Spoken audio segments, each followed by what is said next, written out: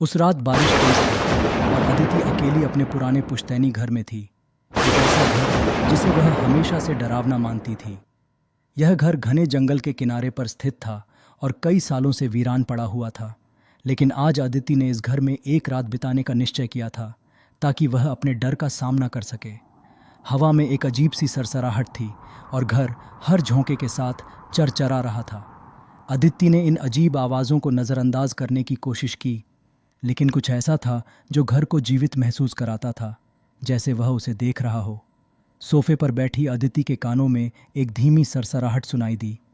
यह आवाज़ किसी इंसान की थी, लेकिन जब उसने पलटकर देखा तो वहाँ कोई नहीं था।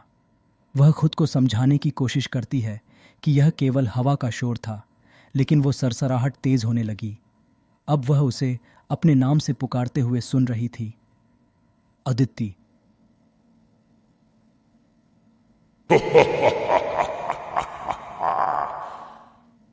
इस आवाज ने उसके दिल को ठंडा कर दिया। वह डर के मारे रसोई की ओर बढ़ी, यह सोचकर कि शायद कुछ भी गलत नहीं है। जैसे ही उसने रसोई का दरवाजा खोला, एक ठंडी हवा ने पीछे से दरवाजा बंद कर दिया। कमरे में एक अजीब सी खामोशी छाई थी। फिर से वो आवाजें सुनाई देने लगीं, लेकिन अब वो और पास आ रही थीं। अदिति!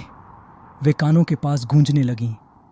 अदिति चारों ओर देखने लगी, लेकिन सब कुछ शांत था। फिर कमरे के एक कोने में कुछ हरकत हुई।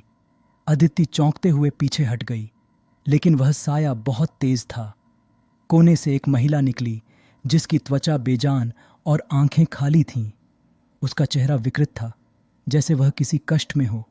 महिला ने दरवाजे की ओर इशारा किया और एक आवाज में कहा, यहाँ से जाओ, समय रहते।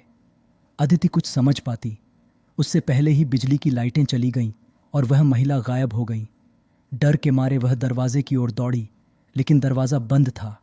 उसने खिड़कियों की ओर देखा, लेकिन सभी बंद थीं। तभी फिर से वही आवाज़ें आईं, अब और भी ज़ोर से, तुम अब नहीं जा सकती।